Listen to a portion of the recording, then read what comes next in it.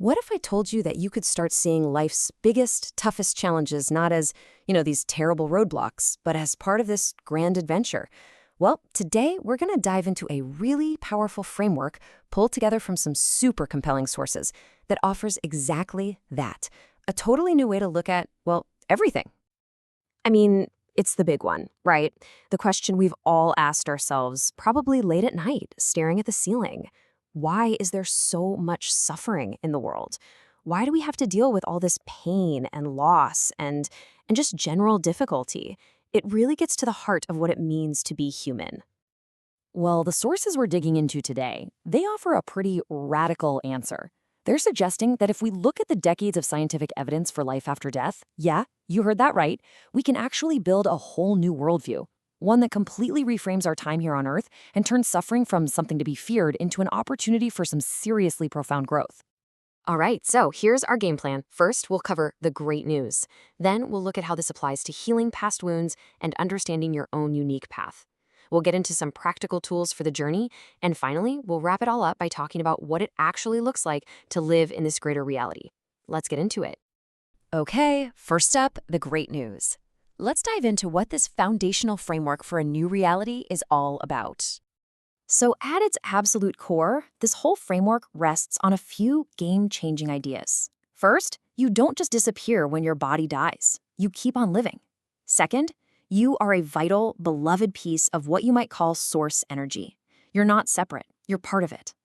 You've also got guidance from angels and guides, a whole spiritual support team. You are deeply, sacredly connected to all life. And you're here for a reason. You have special purposes. And maybe the biggest one of all, you are co-creating your reality with your thoughts, words, and actions. It's like, think of it as a whole new operating system for your life. Now, to make this super practical, this framework basically sorts our emotions into two buckets. You've got your higher energy emotions, peace, joy, love. These are the states that expand you, that open you up and connect you to your best self. And then you have the lower energy emotions, things like anger, fear, guilt. These are the ones that make you feel small, that contract your world and really limit you. And what's really wild is that this isn't just some nice, fluffy idea. The source material actually points to research that calibrates the energy of these emotions. So if you look at this chart, love calibrates at a super high level, like 500. Then you look at anger, and it's way down at 150. And guilt? It's all the way down at 30. I mean, the energetic gap between love and guilt is it's staggering. It's not even in the same ballpark. So, okay, this all sounds great in theory, right? High energy, low energy, but how does it actually work when life gets really, really hard? Let's get practical and apply this framework to one of the toughest things a person can go through: trauma. The sources we looked at have this powerful case study that really brings it all home. Now, this is a quote from one of the people in that study, and wow, just take a second with that. Those who hurt you can become your most important teachers. I mean, that's a tough one to swallow, but it immediately forces us to look at the people who've caused us pain from a completely different angle.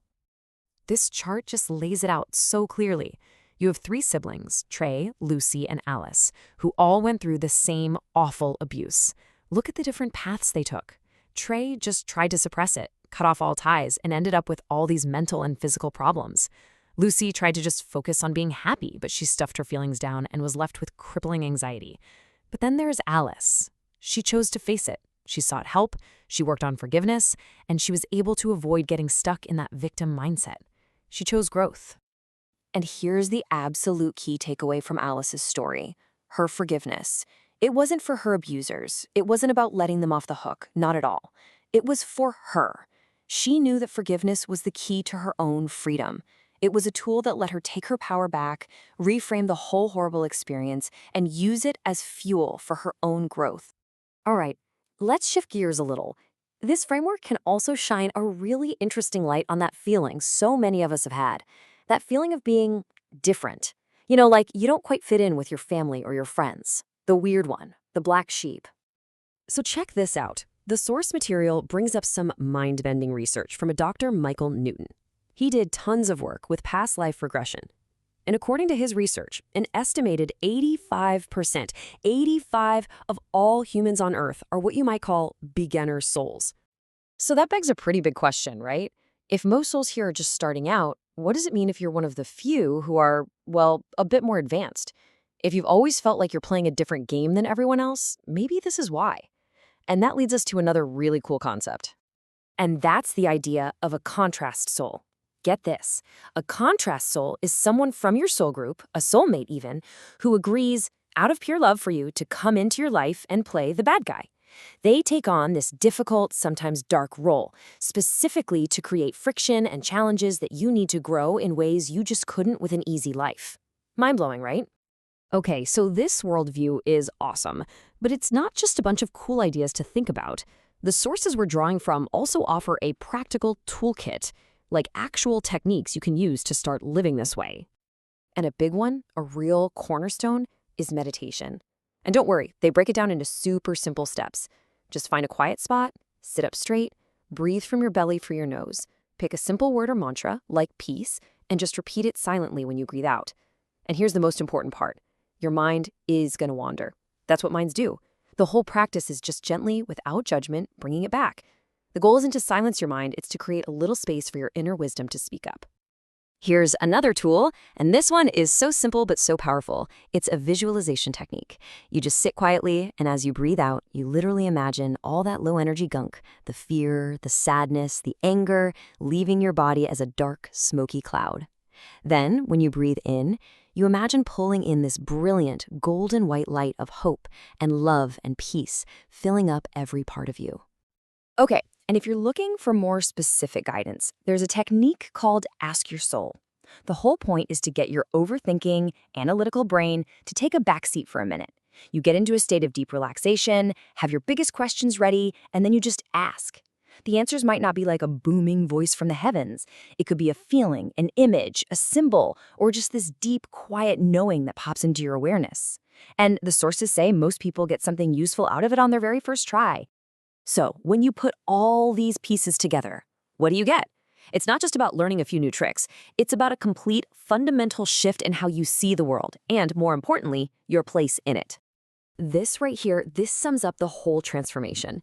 You go from the old worldview where life feels unfair, meaningless, and just plain cruel, to a new worldview where this earthly experience is a safe, meaningful, and totally magnificent adventure. You stop seeing death as the end and start knowing that consciousness goes on, and you'll see your loved ones again. And you shift from feeling small, separate, and alone to knowing that you are an eternal, interconnected, and deeply beloved part of the entire universe. The source material mentions this famous quote from Gandhi, and it's just perfect. My life is my message. Because at the end of the day, this whole framework isn't about memorizing concepts. It's about living them. It's about embodying this new reality so fully that your very existence, how you walk through the world, becomes the proof of what's possible. So I'll leave you with this to really think about. If you knew, not just believed, but knew in your bones that your life was a totally safe and magnificent adventure, what would you do differently? What fear would you let go of? What dream would you finally chase? What would change for you starting right now?